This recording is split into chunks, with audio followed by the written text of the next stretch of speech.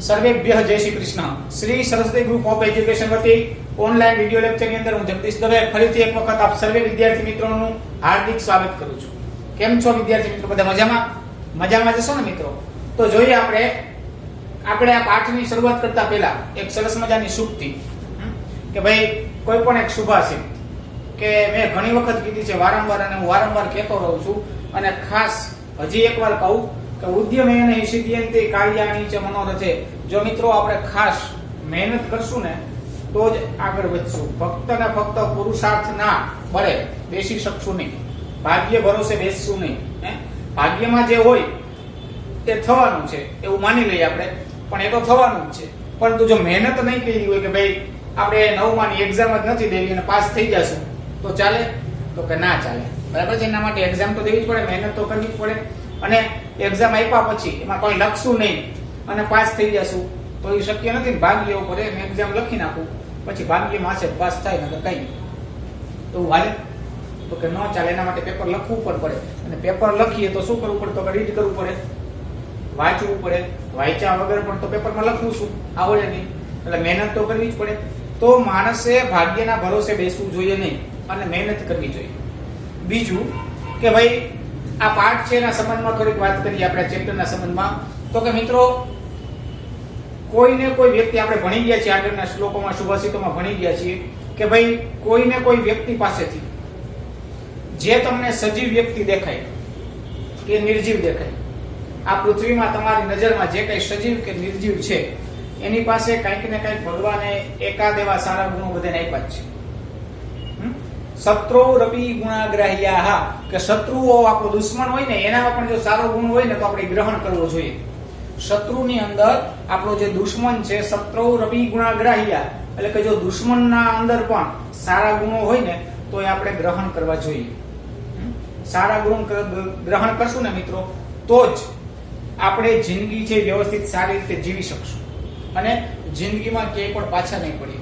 એવી જ રીતે આ ચેપ્ટરની અંદર પણ, ચેપ્ટરનું નામ છે સંસ્કૃત કક્ષા 9, ચેપ્ટર નંબર 16 નું નામ છે અજેયઃ સ ભવિષ્યતિ, કે તે અજય થશે. અજેયઃ સ ભવિષ્યતિ એટલે કે સ એટલે કે તે અજેય ભવિષ્યતિ એટલે કે તે અજય થશે. અજય એટલે કે વિજયને પ્રાપ્ત કરશે. કેમાં વિજય પ્રાપ્ત કરવો? આપણે કોઈ બાજવું છે કે યુદ્ધ કરવા જવું છે? પહેલાના સમયમાં તો રાજા રજવાડાઓ હતા કે ભાઈ યુદ્ધ કરવા જતા તેની યારે બાજવાનું થાય, અને એમાંથી આપણે કંઈક ને કંઈક રાજા હોય કે ભાઈ બીજા રાજ્ય ઉપર ચડાઈ કરીએ તો આપણા વિજય પ્રાપ્ત થવો જોઈએ. બરાબર છે ને? તો આપણે બાજવું નથી તો વિજય કેમાં પ્રાપ્ત કરવાની વાત આવી? આપણને આ ચેપ્ટર શું કામ અહીં દેવામાં આવ્યું 9મા ધોરણની અંદર? મિત્રો આની પહેલા મેં કીધું, અત્યારે પણ કહું છું કે સંસ્કૃતના સિલેબસની અંદર જે કઈ ચેપ્ટરો આપણે આવેલા છે એ ફક્ત ને ફક્ત સિલેબસ પડતા મર્યાદિત નથી કે ખાલી ભણવામાં આવે છે એટલે ભણવા ખાતર ભણી એવું નથી મિત્રો, પરંતુ લાઈફની અંદર કે જિંદગીમાં પણ એ ખૂબ જ ઉપયોગી છે. ભણી લીધા પછી બહુ જ આ બધા ચેપ્ટરો ઉપયોગી થશે. એટલે ખાસ કરીને મિત્રો, ખાસ તમને એક દિલથી એક રિક્વેસ્ટ કરું છું કે આના ખાલી સિલેબસ પૂરતા જ ન લેતા, ભણવા ખાતર જ ન ભણતા. આ ભણવાથી આપણા જીવનની અંદર ઘણા બધા બદલાવો આવી શકશે, અને એ બદલાવો એવા હશે કે આપણે ધાર્યા પણ નહીં હોય. જો આપણે એ ચેપ્ટરને અનુસરશું ને, પછી આ એક ચેપ્ટરની વાત નથી કરતો, સંસ્કૃતના સિલેબસની અંદર જેટલા પણ ચેપ્ટરો છે એ બધા ચેપ્ટરો મિત્રો આપણે એને અંદરથી લેશું ને સિરિયસલી તો આપણું ભવિષ્ય છે ને એ બદલાવી શકે એવા છે. તો આપણે એકઈને છે ને એમાંથી બાદ કરવાના નથી. બરાબર છે ને? જે કંઈ ભણવાના છે ચેપ્ટરો એ બધા ભણશું અને પાછા વ્યવસ્થિત એને યાદ પણ કરશું, કારણ કે આપણે ખાલી સિલેબસ પૂરતો નહીં પણ જિંદગીની અંદર પણ કામ લાગે એવા છે. તો આ અજેયસ ભવિષ્યતિ એટલે કે ભાઈ વિજય પ્રાપ્ત કોની પાસે કરવો? તો કે જ્યારે મિત્રો જિંદગીની પરીક્ષા પૂરી, ભણવાની પરીક્ષા પૂરી થશે ને ત્યારે જિંદગીની પરીક્ષા સ્ટાર્ટ થશે. અને જિંદગીની પરીક્ષા સ્ટાર્ટ થશે ને પછી એમાં માનો કે અત્યારે તમારે 9મા ધોરણની એક્ઝામ આપવાની છે તો એમાં તો સિલેબસ નક્કી જ છે કે સંસ્કૃત છે તો એમાં આપણે અમુક ચેપ્ટર આ વખતે કોરોનાના કારણે 70% સિલેબસ છે. બરાબર છે? આટલા જ ચેપ્ટરો છે એમાંથી જ પૂછાશે, એની બહારનું તો પૂછવાનું નથી. પણ જ્યારે મિત્રો ભણી લીધા પછી જિંદગીની પરીક્ષા શરૂ થશે ને ત્યારે કયો પ્રશ્ન ક્યાંથી પૂછાઈ જાય ને એ ધ્યાન પડતું બંધ થઈ જશે. ધ્યાન પડતું હોશિયાર વિદ્યાર્થી હોય ટેક્સ્ટ બુક કરી લે આખી કમ્પ્લીટ જેટલા ચેપ્ટરો છે એટલે ગમે ત્યાંથી ગમે પ્રશ્ન પૂછે આવડી જાય. પરંતુ જિંદગીની જ્યારે મિત્રો પરીક્ષા સ્ટાર્ટ થશે ત્યારે કયો પ્રશ્ન ક્યાંથી આવશે ને કઈ નક્કી જ નહીં, અને પછી આપણું બધા ધ્યાન પડતું બંધ થઈ જાય, અને પછી આપણે બધા અંધશ્રદ્ધાની અંદર અને ક્યાંક ને ક્યાંક ખોટી રીતે બધા આપણે પડતા જઈએ. બરાબર છે. પણ એ અંધશ્રદ્ધાનો સહારો ક્યારે લેવો પડે કે જો આપણે અત્યારે ભણશું નહીં, આ જે પાઠો છે ને આ જીવનમાં ઉતારશું નહીં ને તો આપણે ખરેખર લાઈફની અંદર દુઃખી થશું. અને જો આવું કંઈક આપણી પાસે પડ્યું હોય છે ને અંદર તો આપણને ત્યારે યાદ આવશે કે નહીં આવું હોય તો આમ કરીએ ને તો આનો ઉકેલ મળી જાય. અને જિંદગીની અંદર મિત્રો યાદ રાખજો, કોઈ પણ એવી સમસ્યા નથી જેનો ઉકેલ ના હોય. એટલે ક્યારેય નિરાશ થવાની જરૂર નથી, હતાશ થવાની જરૂર નથી, પરંતુ જે કાંઈ આપણને જે કઈ નિષ્ફળતા મળી તો નિષ્ફળતા પાસેથી પણ કંઈક શીખવાનું છે કે ભાઈ આપણે આમાં ક્યાં મિસ્ટેક રહી ગઈ. નિષ્ફળતા મળી તો હતાશ થવાનું નથી. તો આવું જ કંઈક છે કે જિંદગીમાં તમે વિજય કેવી રીતે પ્રાપ્ત કરશો. મનુષ્યનો અવતાર મને તમને બધાને મળ્યો છે મિત્રો, તો એ મનુષ્ય અવતારની અંદર આપણે બધા કઈ રીતે વિજય બની શકીએ. બરાબર છે. તો એની આ ચેપ્ટરની અંદર સરસ મજાની વાત કરવાની અંદર આવી છે. 8 પદીઓ આપ્યા છે, એટલે કે 8 શ્લોકો આપ્યા છે. સરસ મજાના 8 શ્લોકો છે અને 8 શ્લોકો દ્વારા સરસ મજાની સમજૂતી આપવામાં આવી છે. તો આપણે શરૂઆત કરીએ મિત્રો. પેજ નંબર 64, 64 નંબરનું પેજ. આપણે ટેક્સ્ટ બુકમાં બધાયનું ધ્યાન ત્યાં. અહીંથી હું વાંચું છું કે ભાઈ ઉપરનું જે ગુજરાતી પ્રસ્તાવના છે એ પ્રસ્તાવના ખૂબ જ જરૂરી છે. આપણે જો પ્રસ્તાવના વાંચી લઈએ તો મિત્રો આપણને ખ્યાલ આવી જાય કે આ ચેપ્ટરમાં શું કહેવા માંગે છે. આપણને 40-50% જેટલી તો આપણને એમને માહિતી ખબર પડી જાય કે આ ચેપ્ટરમાં આવું જ કંઈક છે. બરાબર ને. તો આપણે પહેલા ગુજરાતી પ્રસ્તાવના વાંચીએ, બધાનું ધ્યાન ટેક્સ્ટ બુકમાં. ચાણક્ય વિરચિત મુખ્યત્વે રાજનીતિનો ઉપદેશ આપનારા નીતિસાર નામના ગ્રંથમાંથી પ્રસ્તુત શ્લોકો લીધા છે. એવા શ્લોકો કેમાંથી લીધા છે તો કે નીતિસારમાંથી. કેમાંથી લીધા છે મિત્રો તો કે નીતિસારમાંથી. નીતિસાર નામનું એક પુસ્તક છે, એમાંથી આ બધા શ્લોકો લેવામાં આવ્યા છે. આ પુસ્તક રચના કોને કરી તો કે ચાણક્યએ. આ પુસ્તકની રચના કોને કરી તો કે ચાણક્યએ. બરાબર છે. એમાંથી આ બધા શ્લોકો લેવામાં આવ્યા છે કે ભાઈ ચાણક્ય જે નીતિસાર કે ખરેખર જે નીતિ શીખવાડી છે. બરાબર છે. પછી કોઈ પણ નીતિ હોય, રાજનીતિ હોય, ધર્મ નીતિ હોય, બરાબર છે, કુટુંબ નીતિ હોય, આવી બધી નીતિ હોય. આપણે તો રાજનીતિ એક વિશે જ ખબર છે. કુટુંબમાં કઈ રીતે રહેવું, દુશ્મનો સાથે કઈ રીતે રહેવું, સમાજમાં કઈ રીતે રહેવું, આ બધું તમારી પાસે જ્ઞાન હશે ને તો તમને ભવિષ્યમાં કાંઈ પણ તકલીફ નહીં પડે. આગળ જોઈએ. રાજનીતિને પરિવાર અને સમાજથી અલગ પાડીને જોઈ. હવે જો શું કીધું કે રાજનીતિ છે ને એનો ક્યારેય સમાજમાં અને પરિવારમાં ક્યારેય ઉપયોગ કરવાનો થતો નથી. એ બધું રાજકારણની વાત છે. એટલે આપણે કહીએ કે રાજકારણમાં બહુ પડાય નહીં, એને સમાજ આરે અને કુટુંબ આરે ક્યારેય જોડવાની નથી. તે ચાણક્યને સ્વીકાર્ય ન હતું. તેથી તેઓ રાજનીતિના ઉપદેશ સાથે માનવ જીવનના દરેક ક્ષેત્રને આવરી લે તેવા ઉપદેશો આપતા રહ્યા છે. અને એ ચાણક્યને ગમતું નહોતું કે ખાલી રાજનીતિ જ હોય. રાજનીતિના શ્લોકો બધા હતા પણ ચાણક્યને ગમતું નહોતું. એટલે તે શું કહ્યું તો કે રાજનીતિના જે કઈ શ્લોકો આપ્યા ને એની હારોહાર એની એવા શ્લોકો બનાવ્યા અને એવો ઉપદેશ આપ્યો કે જે સમાજને અને મને અને તમને બધાને જ્ઞાન મળી રહે અને જે કઈ જરૂરિયાતો છે, આપણે જે કઈ જરૂર હોય એ બધું એમાંથી મળી રહે. ચાણક્યની એ વાત પણ હંમેશા યાદ રાખવા જેવી છે કે માણસ જો સતર્ક બનીને વિચારપૂર્ણ રીતે દુનિયાને જોતા શીખી જાય તો દુનિયામાં બધી જ વસ્તુઓ અને ઘટનાઓ તેને વ્યવહારોચારિત અને શુદ્ધિ થવા માટેના કર્મોનો ઉપદેશ આપતી રહે છે, જેને અનુસરીને માણસ પોતાના જીવનને ઉત્તમ બનાવી શકે છે. ચાણક્યની એક વાત હંમેશા યાદ રાખવા જેવી છે, મારે ને તમારે બધાએ. એની કઈ વાત છે તો કે માણસે જિંદગીની અંદર સતર્ક રહેવું જોઈએ. જે કઈ કાર્ય કરો ને એ કાર્ય કરતા પહેલા વિચાર કરવો જોઈએ. વિચાર્યા વગરનું એક પણ કાર્ય કરવું જોઈએ નહીં. નાનું કાર્ય હોય કે મોટું કાર્ય હોય, તમે વિચારશો ને, બરાબર છે, તો એમાંથી તમને ઘણા બધા એના સોલ્યુશન નીકળશે.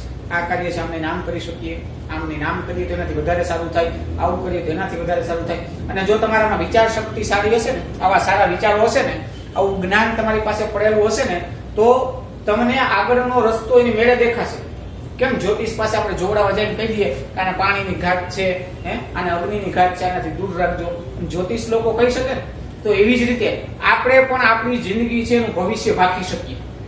કેના કારણે તો કે આવા બધા જો આપણામાં ગુણો હશે ને તો આપણાની વિચાર શક્તિ દ્રઢ હશે તો એના માટે થઈને શું થાય તો આવા સારા સારા વિચારો, નોલેજ, આ જ્ઞાન આપણે પ્રાપ્ત કરવું જોઈએ. આગળ વાંચીએ.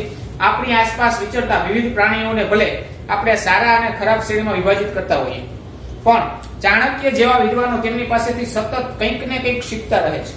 આવા જ એક પ્રસંગમાં સિંહ અને બગલામાંથી 1, કૂતરા પાસેથી 6, ગધેડા પાસેથી 3, કાગડા પાસેથી 5 અને કુકડા પાસેથી 4 ગુણો શીખવા માટેની પ્રેરણા આપતા નિમ્નલિખિત શ્લોકો ચાણક્ય રચે છે. શું કીધું આ પેરેગ્રાફમાં મિત્રો?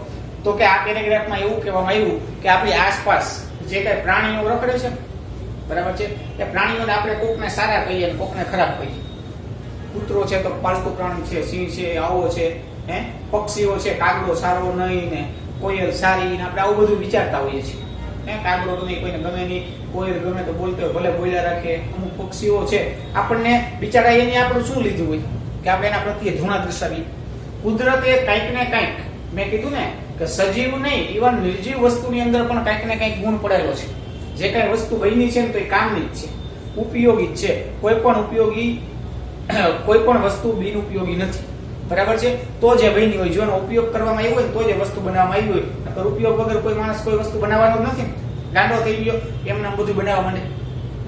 કંઈક ને કંઈક આ માર્કર બની છે તો આનો ઉપયોગ છે ને આપણે લખી શકીએ, બરાબર છે. તો જે કઈ વસ્તુ બની છે એનો ઉપયોગ છે જ, એનો ગુણ છે જ. તો એવી જ રીતે કે આપણી આજુબાજુની અંદર જે પ્રાણીઓ વિચરે છે, વિચરણ કરે છે, આપણે એને સારા નરસા ગણતા હોય છે. પણ આ ચેપ્ટરની અંદર ચાણક્ય આપણને સિંહ, બગલો, પછી કૂતરો, ત્યાર પછી ગધેડો, ત્યાર પછી આપણે કાગડો અને કુકડો, આ 6 પક્ષીઓ પાસેથી આપણને કંઈક ને કંઈક ગુણો લેવાના હોય છે. એની પાસે કંઈક ને કંઈક ગુણો રહેલા છે. જેમાં લખ્યું છે કે ભાઈ સિંહ અને બગલામાંથી એક ગુણ લેવાનો. સિંહ પાસેથી એક જબરજસ્ત ગુણ છે, એવો બગલા પાસે પણ એક ગુણ છે. ત્યાર પછી તો કે કૂતરા પાસેથી 6 ગુણ લેવાના. કૂતરા પાસેથી કેટલા? તો કે 6. ગધેડા પાસેથી તો કે 3. ત્યાર પછી તો કે કાગડા પાસેથી 5 અને કુકડા પાસેથી 4 ગુણો આપણે લેવા જોઈએ. જે વ્યક્તિને આપણે જે પશુ પક્ષીઓને આની પાસેથી હું ભાઈ જાણવા મળશે. કાગડો તમને બોલીને કહી જાય, ગધેડો તમને કે આપણે ગધેડા પાસેથી હું ગુણ લેવા, પણ એનામાં પણ ગુણો છે. તો આવી જ રીતે આમાં ઘણા સમાજની અંદર માણસો હોય, કાગડા જેવા હોય, કૂતરા જેવા હોય, સ્વભાવિક. ઘણા ગધેડા જેવા હોય ને. તો આપણે માણસને એવું કહીએ છીએ કે તું ભાઈ માણસ થા. ગધેડાને કોઈ કેવું પડે તું ગધેડો થાય, કૂતરાને કેવું પડે તું કૂતરો થાય, ગાયને કેવું પડે તું ગાય થાય. માણસ એક જ એવું છે કે એના બધાય ગુણો છે, અને એને કેવું પડે ભાઈ તું ગધેડા જેવો છો, માણસ જેવો થા. કઈ ને આપણે કે ગધેડા જેવો થામાં તું માણસ જેવો થા, કૂતરા જેવો થામાં તું માણસ જેવો થાવ. કઈ ને શું કામે કહીએ છીએ? તો કે માણસમાં ક્યાંક ને ક્યાંક એવા એના દુર્ગુણો આવી ગયા છે. એટલા માટે જો આપણે માણસ જ બનીને રહીએ તો આપણને કોઈ એમ ન કહે તું માણસ થા. કે કોઈ આપણે માણસ છીએ તો માણસ બનીને રહેવું જોઈએ. અને માણસ બનીને રહેવા માટે શું? તો કે બધા પાસેથી કંઈક ને કંઈક આપણે ગ્રહણ કરવું જોઈએ, કંઈક ને કંઈક જ્ઞાન પ્રાપ્ત કરવું જોઈએ. આગળ છેલ્લો પેરેગ્રાફ. મનુષ્યએ પોતાના વ્યક્તિત્વના વિકાસ માટે અને જીવન સફળ બનાવવા માટે આ તમામ 20 ગુણોને જાણી લેવા જોઈએ. હવે આની અંદર શું વાત કરવી? તો કે 20 ગુણો આપ્યા છે. સિંહ, બગલો, પછી કૂતરો, ગધેડો, કાગડો અને કુકડો. આની પાસેથી આજે 1, 2, 3, 4, 5 અને જે 6 પક્ષીઓ અને પશુઓ છે એની પાસેથી આપણને 20 ગુણો ચાણક્ય બતાવ્યા છે. કે આ 6 પક્ષીઓમાં, આવા તો બધાયમાં ગુણ છે, પણ અહીંયા 6 પક્ષીઓ પશુઓની 6 પશુ પક્ષીની વાત કરવામાં આવી. એની પાસેથી 20 ગુણો એવા છે કે જે આપણે જીવનની અંદર ઉતારવા જોઈએ. અને એ જો ઉતારશું ને તો હંમેશાને માટે થઈ અને આપણે ક્યાંક ને ક્યાંક કામ લાગશે 100%. બરાબર છે. અને આગળ પ્રાણીઓની ઉપેક્ષા કરવાને બદલે તેમની પાસેથી પણ માર્ગદર્શન મેળવવું જોઈએ. એ પણ આ પાઠથી સમજી શકાશે કે ભાઈ પ્રાણીઓની ઉપેક્ષા ન કરવી જોઈએ, એટલે કે એની સાથે દુર્વ્યવહાર ન કરવો જોઈએ, એની અવગણના ન કરવી જોઈએ, પરંતુ એની સાથે પણ આપણે પ્રેમથી વર્તન કરવું જોઈએ. કારણ કે પ્રકૃતિ, કુદરતે જે કંઈ બનાવ્યું છે, મને તમને બનાવ્યા તો એની પાછળનું કંઈક માધ્યમ છે. તો તે પશુ પક્ષીઓ બનાવ્યા, પ્રકૃતિ બનાવી તો એની પાછળ કંઈક ને કંઈક કારણભૂત છે.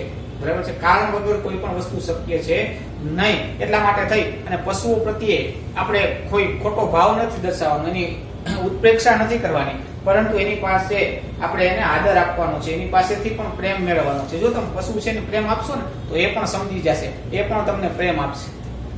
ઘણી બધા અત્યારે તમે YouTube ઉપર ને સર્ચ કરો ને તો દુબઈની અંદર ને ઘણી બધા એવા ઘુવર અને વાઘ અને સિંહ ને આવા પક્ષીઓ પાળવાનો એ લોકોને શોખ છે.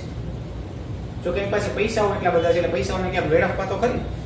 આને પડાય નહીં પણ આપણે પાડી ન શકીએ, પણ એની પાસેથી કઈ ગુણ તો સારા ગ્રહણ કરી શકીએ. બરાબર છે. તો આપણે જોઈએ હવે એક એક શ્લોકને આપણે સમજીએ. પહેલો શ્લોક છે સિંહાદેકમ બકાદેકમ સટ સુનઃ ત્રીણી ગર્દભા. જો પેલા આપણે ઉચ્ચારણ આવડવું જોઈએ. સિંહાદેકમ બકાદેકમ સટ સુનઃ ત્રીણી ગર્દભા વાયસાત પંચ શિક્ષે ચ ચત્વારી કુક્કુટાદપી. ફરીથી એક વખત બોલું છું. સિંહાદેકમ બકાદેકમ સટ સુનઃ ત્રીણી ગર્દભા વાયસાત પંચ શિક્ષે ચ ચત્વારી કુક્કુટાદપી.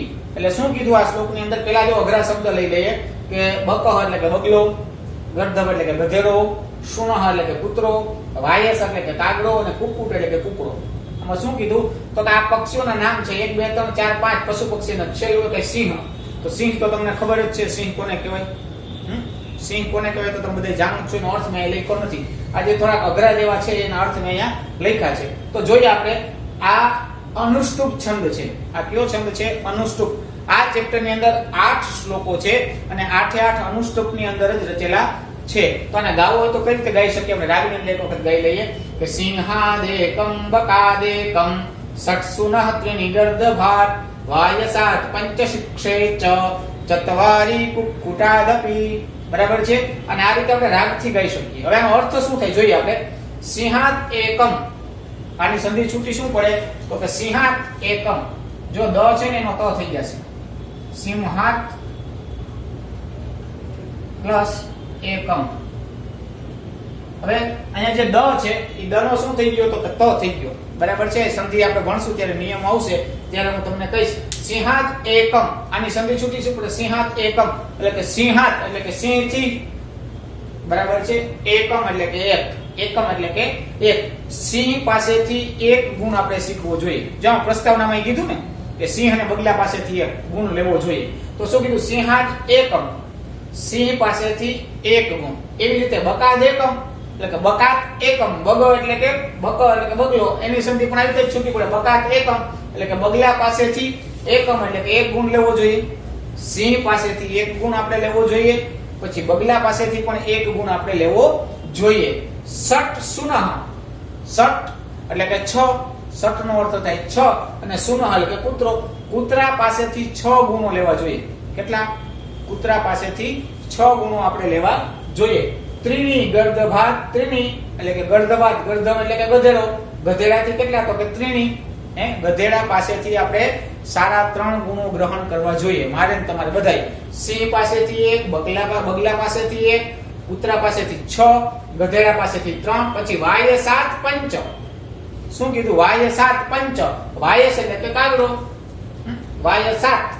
બરાબર છે. એટલે કે કાગડા પાસેથી પંચ 5. પંચ એટલે કે 5 ગુણો લેવા જોઈએ. શિક્ષે ચ એટલે કે બધા ગ્રહણો આપણે કરવા જોઈએ. શિક્ષા લેવી જોઈએ. ગુણોની શિક્ષા લેવી જોઈએ. ચત્વારી કુક્કુટાદપી. ચત્વારી એટલે કે 4 અને કુક્કુટાદપી. કુક્કુટ એટલે કે કૂકડો. કૂકડા પાસેથી આપણે 4 ગુણ શિક્ષા તરીકે ગ્રહણ કરવા જોઈએ. સમજાણો તમને અર્થ? ફરીથી એક વખત બોલું છું કે સિંહાત એકમ, સિંહ પાસેથી 1, બગલા પાસેથી 1, કૂતરા પાસેથી 6, ગધેડા પાસેથી 3, કાગડા પાસેથી 5 અને કૂકડા પાસેથી 4 ગુણો આપણે ગ્રહણ કરવા જોઈએ. એની પાસેથી એવી શિક્ષા પ્રાપ્ત કરવી જોઈએ. સમજાણો તમને? હવે આ ચેપ્ટરમાં કેવું છે મિત્રો? તો પહેલો શ્લોક છે ને એમાં બતાવી દીધું કે કોની પાસેથી કેટલા ગુણ લેવા જોઈએ. કોની પાસેથી કેટલા ગુણ લેવા જોઈએ. હવે બધા વિશે એક એક શ્લોક આપ્યો. પહેલું નામ કોનું છે? સિંહનું. તો પહેલો શ્લોક સિંહનો. બીજું નામ કોનું છે? તો બગલાનું. તો એના પછીનો ત્રીજો શ્લોક બગલાનો. પછી કોનું નામ છે? કૂતરાનો. તો ચોથો શ્લોક કૂતરાનો. પછી ગધેડો. તો એના પછીનો શ્લોક ગધેડાનો. એ રીતે ક્રમ શ્લોકો આપ્યા છે કે એનામાં કયા એવા ગુણો છે લેવા તો જોઈએ. આમાં કહી દીધું કે આની પાસેથી એટલા ગુણો લેવા જોઈએ, પણ એ ગુણો કયા કયા છે એ આપણે લેવા જોઈએ. તો એના વિશેની આપણે ચર્ચા કરીએ મિત્રો. જોઈએ આપણે બીજો શ્લોક. બરાબર છે. પહેલાના ઉચ્ચારણ શીખી લઈએ. પ્રભૂત અલ્પકાર્યમ વા. પ્રભૂત અલ્પકાર્યમ વા યો નરઃ કર્તુમિચ્છતિ. યો નરઃ કર્તુમિચ્છતિ સર્વારંભેન તત કુર્યાત. જો ખાસ ધ્યાન આપજો. સર્વારંભેન તત કુર્યાત. જે જોડિયા શબ્દો છે ને કઈ રીતે વાંચવાના. સર્વારંભેન તત કુર્યાત સિંહાદેકમ પ્રકીર્તિતમ. સિંહાદેકમ પ્રકીર્તિતમ. ફરીથી એક વખત એનું ઉચ્ચારણ કરાવું છું. પ્રભૂત મલ્પકાર્યમ વા. જો ભૂ દીર્ઘ છે. પ્રભૂત મલ્પકાર્યમ વા યો નરઃ કર્તુમિચ્છતિ યો નરઃ કર્તુમિચ્છતિ સર્વારંભેન તત્કુર્યાત સર્વારંભેન તત્કુર્યાત સિંહાદેકમ પ્રકીર્તિતમ સિંહાદ એકમ પ્રકીર્તિતમ શું કીધું તો કે હવે આ સિંહના ગુણો બતાવ્યા આમાં આપણે એમ તો સમજાય નહીં કે સિંહમાંથી કયો ગુણ ગ્રહણ કરવો જોઈએ સંસ્કૃતમાં છે એટલે સમજાવવાનું તો નથી તો આપણે એના માટે થઈ અને આ શ્લોક છે પેલા આપણે રાગમાં બોલતા શીખી લઈએ કે પ્રભુતમ અલ્પકાર્યમ વા યો નરઃ કર્તુમિચ્છતિ સર્વારંભેન તત્કુર્યાત સિંહાદેકમ પ્રકીર્તિતમ કે ભાઈ આની અંદર શું કહેવામાં આવ્યું છે તો આમાં શું જોવાનું છે એ બતાવ્યું છે કે ભાઈ આમાં સિંહ પાસેથી આપણે શું શીખવાનું છે એ આની અંદર બતાવેલું છે બરાબર છે તો જોઈએ આપણે શું કીધું તો કે પ્રભુતમ અલ્પકાર્યમ વા મેં જો લખ્યા પ્રભુતમ એટલે કે પુષ્કળ અને આની સંભે છૂટી પાડીએ તો પ્રભુતમ બરાબર છે મ ખોડો થઈ જાય અને મમાંથી અ નીકળે એનું શું થઈ જાય તો કે અલ્પ શું થઈ જાય અલ્પ અલ્પ એટલે કે થોડું અલ્પ એટલે કે થોડું પ્રભુતમ અલ્પકાર્યમ વા એટલે પ્રભુત એટલે કે પુષ્કળ મોટું કામ કરવું હોય અથવા અલ્પકાર્યમ એટલે કે અલ્પ એટલે કે થોડું કાર્ય કરવું હોય ખૂબ જ મોટું કામ કરવું હોય અથવા તો નાનું કામ કરવું હોય યો નરઃ કર્તુમિચ્છતિ જો માણસે મોટું કામ અથવા તો યો નરઃ એટલે કે જો નરઃ એટલે કે માણસે કર્તુમિચ્છતિ એટલે કે કરવાની ઈચ્છા હોય તો કર્તુમ ઈચ્છતિ એટલે કે કરવાની ઈચ્છા હોય તો જો માણસને મોટું કાર્ય અથવા તો નાનું કાર્ય કરવાની ઈચ્છા હોય તો શું કરવાનું તો કે સર્વારંભેન તત્કુર્યાત સર્વારંભેન તત્કુર્યાત સર્વારંભેન એટલે કે સર્વ પ્રકારના ઉદ્યમ વડે મહેનત વડે બધી મહેનતો વડે કે સર્વારંભેન તત્કુર્યાત એટલે કે બધી મહેનત કરીને સર્વારંભેન તત્કુર્યાત એટલે કે બધી મહેનત કરવી જોઈએ આપણા શરીરની અંદર આપણી પાસે જેટલી તાકાત હોય એ બધી તાકાત લગાડીને સિંહાદેકમ પ્રકીર્તિતમ પ્રકીર્તિતમ એટલે કહેવાયું છે સિંહ દ્વારા આપણને એ ગુણ મળે છે શું તો કે સિંહ દ્વારા એક આપણને ગુણ પ્રકીર્તિતમ એટલે કે કહેવાયું છે સિંહ દ્વારા આપણને એવું કહેવાયું છે શું કહેવાયું છે કે માણસે નાનું કાર્ય કરવું હોય અથવા તો ખૂબ જ મોટું કાર્ય કરવું હોય નાનું કાર્ય કરો તોય ભલે અથવા તો મોટું કાર્ય કરો તોય ભલે જે માણસે નાનું અથવા તો મોટું કાર્ય કરવું હોય એને શું કરવાનું તો કે સર્વારંભેન તત્કુર્યાત બરાબર એની પોતાની બધી તાકાત લગાડી દેવાની બધું જોર લગાડી દેવાનું અને બધી મહેનત કરવાની પછી કાર્ય નાનું છે આમાં મહેનત ન કરીએ ચાલશે સંસ્કૃત વિષય છે ભાઈ એ તો આવડી જાય પછી એમાં જ માર્ક્સ ઓછા આવે બરાબર નાનું કાર્ય હોય કે મોટું કાર્ય હોય કોઈ પણ કાર્ય તમે કરો મિત્રો એટલે તમારે એમાં પૂરેપૂરી તાકાત લગાડી અને કાર્ય કરવાનું છે પૂરેપૂરી તાકાત લગાડીને કાર્ય કરશો એટલે 100% સક્સેસ જ જશે સિંહ છે એમ પંજાનો ઘા કરે શિકાર કરવા જાય ત્યારે આખી પોતાની પૂરી તાકાત લગાડે એમ આપણે પણ જો નાનું કાર્ય કરીએ અથવા તો મોટું કાર્ય કરીએ કોઈ પણ કાર્ય કરીએ તો આપણે તાકાત પૂરેપૂરી તાકાત લગાડીને આપણે આપણું કાર્ય કરવું જોઈએ તો આજના દિવસે હોમવર્ક સ્વરૂપે હોમવર્ક તો પહેલો શ્લોક અને બીજો શ્લોક આ બંનેના અઘરા શબ્દાર્થો અને શ્લોકનું ભાષાંતર તમારે પાકી બુકની અંદર તમને એક્ઝામ ટાઈમે વાંચવા કામ લાગે એટલા માટે તમારે લખવાનું છે ચાલો સર્વેભ્યઃ જય શ્રી કૃષ્ણ જયતુ સંસ્કૃતમ